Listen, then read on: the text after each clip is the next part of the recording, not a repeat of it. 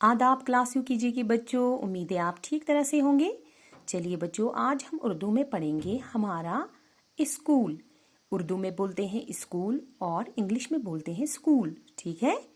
तो देखिए, आज हम पढ़ेंगे, इसको आप साथ साथ मेरे साथ साथ पढ़िए। पहला जुमला है, ये हमारा स्कूल है। ये हमारा स्कूल है। दूसरा है, इसमें बड़े बड़े कमरे हैं। तीसरा जुमला है, स्कूल के सामने एक बहुत बड़ा बाग है। जैसे कि आपके बड़िंग ब्लूम स्कूल के सामने भी बाग है, सेबों का, है ना। तो आप देखिए चौथा जुमला, बाग में बहुत से खूबसूरत फूल हैं।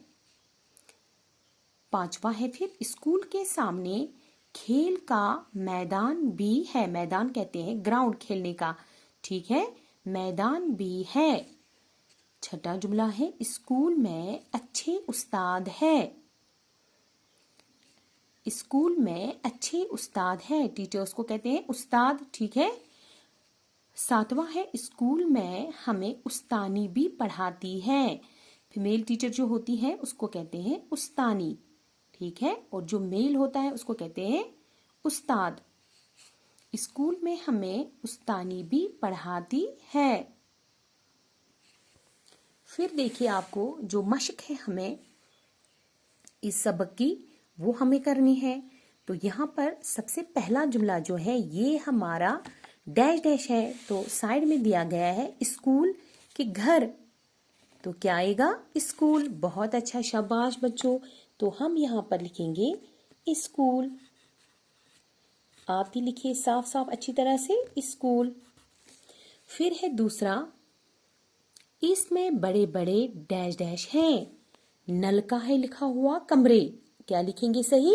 कमरे। बहुत अच्छा, शाबाश। तो लिखेंगे कमरे।